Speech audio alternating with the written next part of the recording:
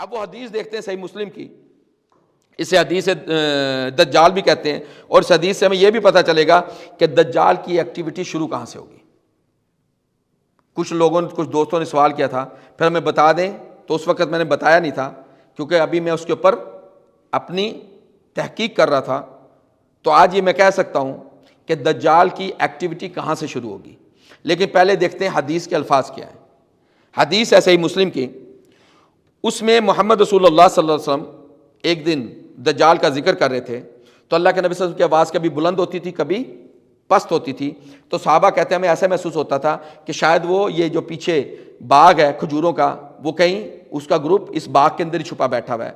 تو جب محمد صلی اللہ علیہ وسلم کو یہ محسوس ہوا تو آپ صلی اللہ علیہ وسلم پوچھا کہ کیا بات ہے، تو انہوں نے کہا یا رسول اللہ آپ کی آواز اس طرح اوپر نیچے ہو رہی تھی کل، تو ہمیں تو ایسا لگا جیسے دجال موجود ہے، قریب ہی موجود ہے۔ تو اللہ کے نبی صلی اللہ علیہ وسلم نے وہاں پہ ایک جملہ کہا جو ہمارے لیے غور و فکر کی بنیاد ہے۔ وہ جملہ کیا کہا محمد رسول اللہ صلی اللہ علیہ وسلم نے؟ فقال غیر الدجال اخوفنی علیکم۔ اس کا مطلب یہ ہے کہ دجال کا اتنا مجھے تم پر خوف نہیں ہے، اس کے علاوہ جو فتنے نا اس کا خوف ہے۔ غیر الدجال اخوفنی علیکم، مجھے دجال سے زیادہ دوسرے فتنوں کا تم پر خوف ہے۔ وہ کیا فتنے ہوں گے کہ ہم اپنے ارکان الاسلام اور ارکان الایمان کو ہی اس کو ہم کہیں گے یہ اجتہادی مسئلے ہیں، اور ہم آہستہ آہستہ اس سے دوری کرتے جائیں گے۔ یہ ہمیں پتہ چل گیا کہ ہم جدید سائنس حساب کیلکولیشن کر سکتے ہیں۔ اللہ سبحانہ تعالیٰ نے سورہ نام، اللہ سبحانہ تعالیٰ نے سورہ رحمان کی آیت نمبر 5، سورہ انعام کی آیت نمبر 96 میں جو الفاظ استعمال کیے، حسباناً یعنی کیلکولیشن کا ذریعہ، حسباناً جو اپنی کیلکولیشن مضبوطی سے تھامے رکھتے ہیں۔ اس کے بعد اب ہم دیکھتے ہیں کہ آگے اللہ کے نبی صلی اللہ علیہ وسلم کیا کہتے ہیں دجال کے متعلق، پھر اس کے بعد دیکھیں گے کہ ہم کس طریقے سے چاند کے ذریعے سے سورج کی مدد ہوگی، لیکن سورج کا لینا دینا نہیں، جیسے آج کی ہماری نمازیں ہیں، کیونکہ جب جبرائیل امین آئے تو انہوں نے بتایا کہ آپ کی نمازوں کے وقت کیسے ہیں، وہ سورج کے سائے کے ساتھ تھے۔ پھر ہم نے اس کے اوپر اپنی کیلکولیشن کی، ڈگریز متعین کی، اور ہم نے کیلنڈر بنائے۔ لیکن ایک جگہ ایسی آتی ہے، مختلف جگہیں ایسی آئیں گی اور بلکہ آئی ہوئی ہیں، ہم نے مشاہدہ بھی کیا، کچھ دوستوں نے ہمارے ساتھ جو ہیں انہوں نے مشاہدہ بھی کیا ہے۔ وہ علاقے کون سے ہیں جہاں پہ ہمیں یہ دیکھنا ہوگا ہم نے اندازہ کیسے کرنا ہے، تو ہمیں یہ تو پتہ ہونا چاہیے نا۔ اگر ہم اس دور میں چلے جائیں جب ہمارے پاس گھڑیاں نہیں ہیں، ٹیلی فون نہیں ہے، تو پورے سال میں 6 مہینے سورج نظر آتا ہے، 6 مہینے نہیں نظر آتا، اور ایک علاقہ ایسا بھی ہے جہاں پہ نظر ہی نہیں آتا، تو ہمیں کیسے پتہ چلے گا کہ ایک دن ختم ہو گیا، اس کی نمازیں مکمل کر لیں، اب دوسرا دن شروع ہوا تو دوسری نمازوں کا اندازہ کرنا شروع کر دیں؟ تو وہ ہمیں یہ اللہ کے نبی صلی اللہ علیہ وسلم نے بتایا، اور وہ ہمیں اللہ سبحانہ تعالیٰ نے بالکل کلیئر کر دیا، کوئی اجتہادی مسئلہ نہیں ہے، یہ کوئی اجتہادی مسئلہ نہیں ہے۔ اب محمد صلی اللہ علیہ وسلم کہتے ہیں کہ یہ بتا دیا کہ جب دجال تمہارے سامنے آئے، اگر میری موجودگی میں آ گیا تو میں تمہارے لیے حجت ہو جاؤں گا، اور اگر میں نہ ہوا پھر میری طرف سے میرا رب تمہارا خلیفہ ہوگا، تمہارا رسپانسیبل ہوگا، اور میرے بعد ہر بندہ اپنے کیے کا ذمہ دار ہوگا۔ اور ایک کلیہ بتا کے کہ جب تمہارا دجال سے سامنا ہو، دجال تمہارے سامنے آ جائے تو اس پر تم نے سورہ کاف کی پہلی آیتیں پڑھنی ہیں۔ دجال سامنے آ جائے تو سورہ کاف کی پہلی آیتیں پڑھنی ہیں۔ دوسری حدیث سے پتہ چلتا ہے کہ 10 آیتیں ہیں۔ تو اسی اللہ کے نبی صلی اللہ علیہ وسلم کو دجال کا خوف ہمارے لیے اتنا نہیں تھا، کیونکہ طریقہ بتا دیا، سورہ کاف کی آیتیں یاد کر لو، دجال سامنے آ جائے پڑھنا شروع کر دینا، اس کا کوئی اثر تم پر نہیں ہوگا۔ لیکن جو دوسری چیزیں تھیں ان کا خوف تھا۔ پھر صحابہ کرام نے جب دجال کے متعلق سوال کیا تو اللہ کے نبی نے فرمایا کہ یہ نکلے گا کہاں؟ یہ نکلے گا عراق اور یمن کے درمیان جو ہے نا علاقہ، وہاں پہ یہ مسلمانوں پر ظاہر ہوگا، یہ ظاہر ہوگا، وہاں سے نکلے گا نہیں، وہاں پہ ظاہر ہوگا۔ نکلے گا کہاں وہ ہمیں حدیث ہی بتائے گی کہ وہ نکلے گا کہاں سے۔ پھر اللہ کے نبی صلی اللہ علیہ وسلم کہتے ہیں ان خارج خلۃ بین الشام والعراق، شام اور عراق کے درمیان جو نا یہ تمہارے سامنے آئے گا، وہاں سے تمہارے سامنے آئے گا، وہاں سے یہ نکلے گا، اور یہ تباہی مچائے گا اپنے دائیں اور بائیں، یہ تباہی مچاتا ہوا آئے گا، یعنی فتنوں کا زور ہوگا۔ تو قلنا، ہم نے کہا، صحابی کہتے ہم نے کہا یا رسول اللہ وما لبثوا فی الارض قالا، کہ کتنے دن یہ رہے گا زمین کے اوپر، تو محمد صلی اللہ علیہ وسلم کا 40 یومن، یہ 40 دن رہے گا. یومن کسنۃ، ایک دن سال کے برابر ہوگا. پھر یومن کا شہرن، پھر ایک دن یہ موو کرے گا تو ایک دن ایک مہینے کے برابر ہوگا. وہ یومن کا جمعہ، اور ایک دن ایک ہفتے کے برابر ہوگا. وسائر ایامہ کایامکم، اور باقی دن اس کے ایسے ہوں گے جیسے تمہارے دن ہیں. اب اس میں یہ نہیں ہوگا کہ پاکستان کا جو ایک دن ہے وہ ایک سال کے برابر ہو جائے گا، یا شام کو اور عراق کا ایک دن ایک سال کے برابر ہو جائے گا. ایسا نہیں ہوگا، ایسا نہیں ہوگا. ابھی دیکھتے ہیں ہوگا کیا. پھر اس کے بعد، کیونکہ پہلے ہم اپنا مسئلہ حل کر لیں، اس کے بعد دیکھیں گے. پھر کہتے ہیں قلنا، ہم نے کہا یا رسول اللہ فذلک الیوم الذی کسنۃ، کہ وہ دن جب ایک دن سال کے برابر ہوگا، اتکفینا فیہ صلاۃ یوم، تو کیا ہمارے لیے ایک دن کی نمازیں کافی ہوں گی؟ یعنی ہم اس ایک سال کے برابر دن میں 5 نمازیں پڑھ لیں تو کافی ہوگا؟ تو محمد صلی اللہ علیہ وسلم کہتے ہیں قال لا، نہیں، اقدروا لہ قدرہ، تم اندازہ کرنا. اتنا کہا اللہ کے نبی صلی اللہ علیہ وسلم نے، اقدروا لہ قدرہ، تم اندازے متعین کر لینا. اب یہ علاقے کون سے ہیں؟ پھر آپ کو بات سمجھ میں آئے گی. یہ علاقے کون سے ہیں؟ یہ علاقے ہیں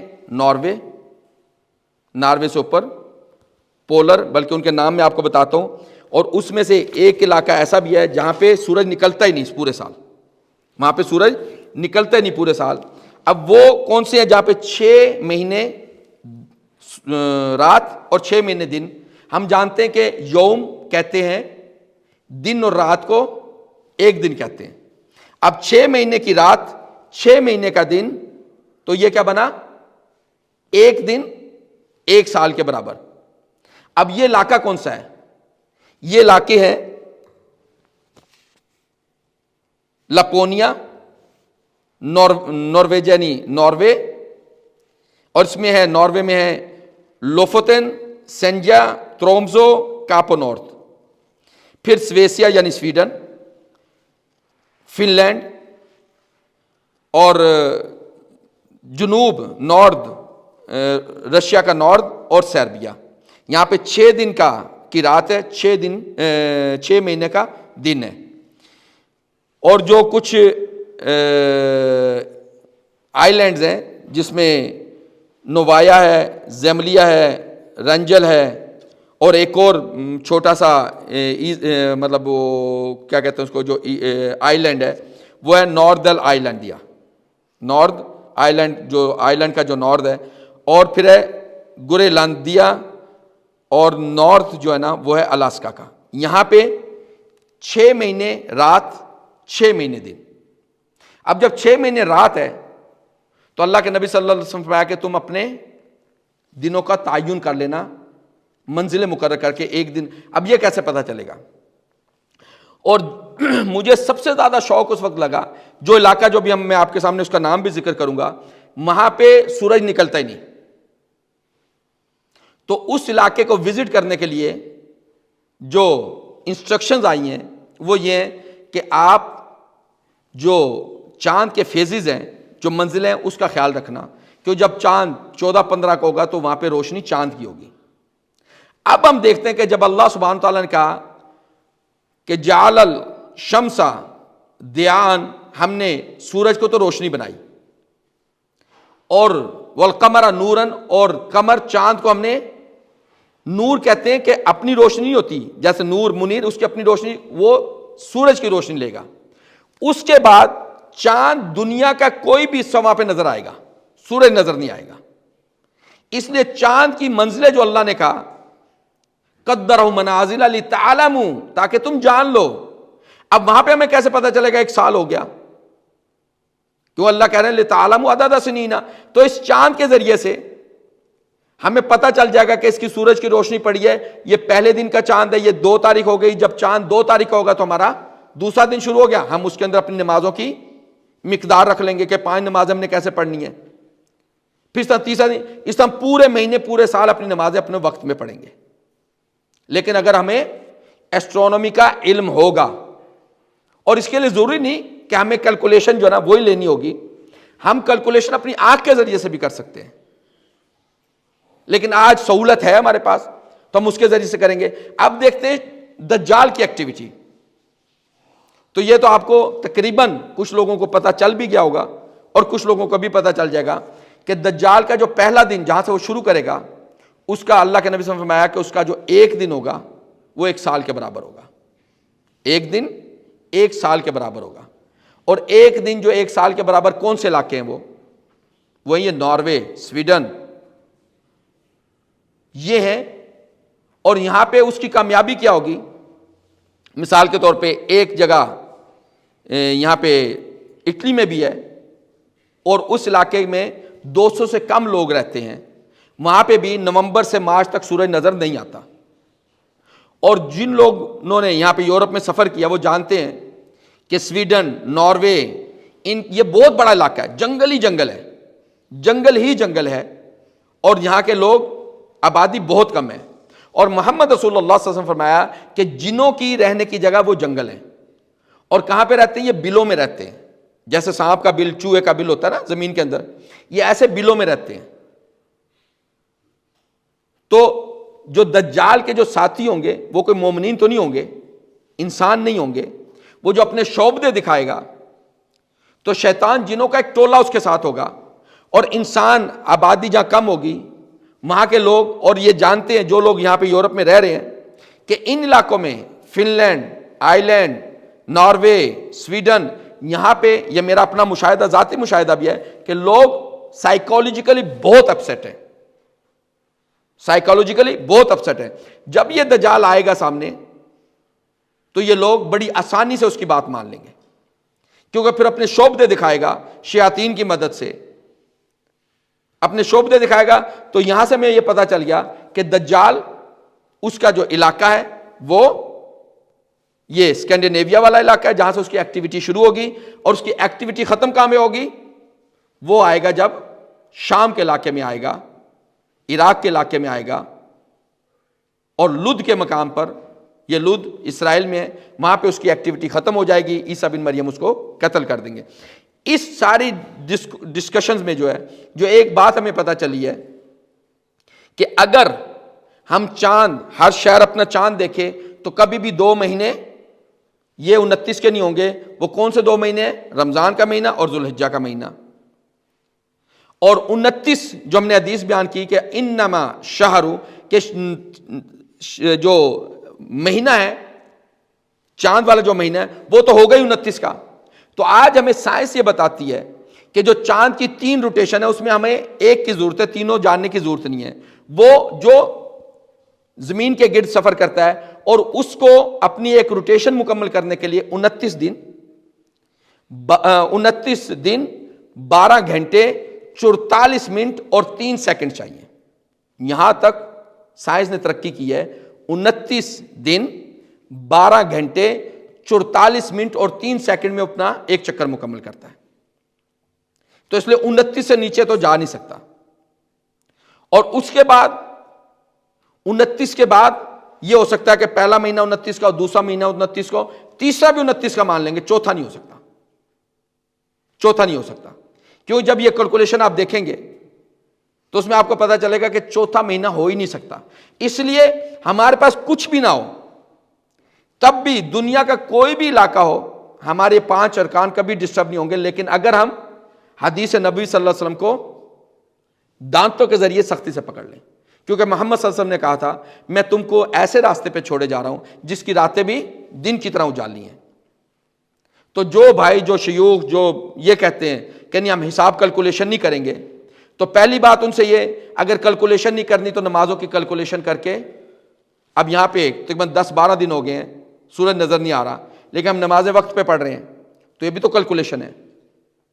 اور جب اللہ کہہ رہے ہیں کہ ہم نے سورج اور چاند کو حسبان یعنی کیلکولیشن کا ذریعہ، اور ہم نے حسبانن ایسا ان کو بنایا کہ یہ اپنی کیلکولیشن میں کبھی بھی غلطی نہیں کریں گے۔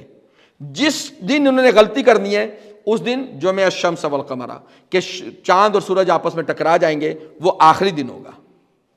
جب تک آخری دن آئے گا نہیں، ان سے غلطی نہیں ہوتی، ان سے غلطی نہیں ہوگی۔ اس لیے قرآن اور حدیث کو پکڑ لیں، انشاءاللہ ہمارے جو اختلافات ہیں یہ بھی ختم ہو جائیں گے، ہمارے جو شک و شبہات ہیں یہ بھی ختم ہو جائیں گے۔ میری صرف ایک ہی اپیل ہے کہ خدا را جو ہمارے 5 ارکان الاسلام ہیں ان کو اجتہاد کی نظر نہ کیا جائے، ان کو اجتہاد کی نظر نہ کیا جائے۔ اللہ سبحانہ و تعالیٰ نے ہمیں شک میں نہیں چھوڑا۔ محمد صلی اللہ علیہ وسلم جب کہہ گئے کہ میں تمہیں ایسے راستے پہ چھوڑا جا رہا ہوں جن کی راتیں بھی دن کی طرح ہیں، تو وہ راتیں جب کسی قسم کی کوئی ٹیکنالوجی نہیں تھی، اللہ کے نبی صلی اللہ علیہ وسلم نے فرمایا کہ ہم ایسی امت ہے جو نہ لکھنا پڑھنا جانتے ہیں نہ حساب جانتے ہیں، لیکن سال کے مہینے جو مہینوں کی گنتی ہوگی وہ یا 29 ہوگی یا 30 ہوگی، اگر وہاں پہ بھی تم کو شک ہو جائے تو 2 مہینے کبھی بھی 29 کے نہیں ہوں گے۔ اس لیے ہم سے غلطی کہاں ہوگی؟ ہم سے غلطی اسی وقت ہوگی جب ہم کسی ایک جگہ پہ چاند دیکھیں گے تو شروع کر دیں گے، پھر اگلے دن ہم نے دوسرے ملک میں دیکھا وہاں سے شروع کر دی، تو پھر آپ کو 29 کا مہینہ ادھر بھی مل جائے گا ادھر بھی مل جائے گا، اور ہو سکتا ہے آپ کو سارے 30 کے بھی مل جائیں، ہو سکتا ہے آپ کو سارے 29 کے مل جائیں، لیکن جب آپ ایک پوائنٹ رکھ لیں گے تو آپ کو یہ ماننا ہی پڑے گا کہ 2 مہینے۔ زیادہ تر علماء کی جو بحث ہے وہ یہ ہے کہ 29 اجر میں نہیں ہوں گے، یہ ایک علیحدہ بحث ہے، اس کے اوپر کئی سوالات اٹھتے ہیں، لیکن کیونکہ یہ اللہ سبحانہ تعالیٰ نے دین رکھا ہے، تحقیق ہے اس کے اندر، اللہ سبحانہ تعالیٰ میں دعوت دے رہے ہیں بار بار کہ دیکھو سورج چاند اس کے اوپر کیلکولیشن ہے، اس کو جانو، لِتَعْلَمُوا عَدَدَ سِنِينَ، تم تاکہ جانو سال کی گنتی، اور وہ اس کے ذریعے سے اگر ہم ناروے کی سائڈ پہ رہ رہے ہوں گے تو ہمیں کیسے پتہ چلے گا؟ اگر یہ ہمارے پاس نہ ہو، ٹیلی فون نہ ہو، ایپس نہ ہو، تو کیسے پتہ چلے گا؟ ہمارا دین انشاءاللہ تعالیٰ کسی ایپ کا محتاج نہیں، کسی کیلکولیشن کا محتاج نہیں، ہمارا دین صرف کس چیز کا تقاضا کرتا ہے؟ تقوی۔ بات لمبی ہو جائے گی، ورنہ اسی آیت کے نیچے آپ جائیں گے تو اس میں اللہ سبحانہ تعالیٰ تقوی کا ذکر کرتے ہیں کہ ہم نے نجوم، یہ جو ستارے ہیں جس کو کئی علماء کہتے ہیں جی علم نجوم بھی یہ بھی منع ہے، لیکن نجوم کے متعلق اللہ سبحانہ تعالیٰ کہتے ہیں کہ ان ستاروں کے ذریعے سے تم اپنے راستے دیکھتے ہو۔ علم نجوم وہ منع ہے جس میں تم کل کی بات بتانے کی کوشش کرتے ہو، علم الغیب بتانے کی کوشش کرتے ہو، ورنہ نجوم کا علم یہ بھی اللہ سبحانہ و تعالیٰ نے ہمارے لیے اوپن رکھا ہے کہ ان کے ذریعے سے ہم سمندری جب اندھیرے ہوتے ہیں سمندر میں اور خشکی میں، یہ پراپر قرآن کی آیت ہے، یہ جب 97 سورہ انعام کی آیت نمبر 97 پڑھیں گے اس میں آپ کو واضح پتہ چلے گا کہ اللہ کہہ رہے ہیں کہ ستارے جو ہیں تمہارے لیے اس لیے کہ جب تم اندھیریوں میں سمندر کا سفر کرو، زمین کا سفر کرو تو اس کے ذریعے سے تم راستہ دیکھو۔ تو علم کے دروازے بند نہیں ہونے چاہیے، آپس میں جو ڈسکشنز ہوتی ہے اس کے دروازے بند نہیں ہونے چاہیے، کسی چیز کے اوپر اپنے دماغ کو بالکل بٹھا نہیں لینا چاہیے۔ جب اللہ اور اللہ کا رسول صلی اللہ علیہ وسلم اس نے ہمارے لیے یہ رکھ دیا کہ دیکھو تمہارے لیے اوپن ہے، تمہارا دین کسی اجتہاد کی ضرورت نہیں ہے، خاص طور پہ 5 ارکان اسلام اور 6 ارکان الایمان جو ہم نے طے کیے ہیں، جو محمد صلی اللہ علیہ وسلم نے بتایا ہیں، اس میں اجتہاد کی ضرورت نہیں ہے۔ اللہ سے دعا کرتے ہیں کہ اللہ سبحانہ تعالیٰ ہمیں قرآن اور حدیث کو سمجھنے کی توفیق عطا فرمائے۔ ربنا لا تزغ قلوبنا بعد اذ ہدیتنا وہب لنا من لدنک رحمۃ انک انت الوہاب۔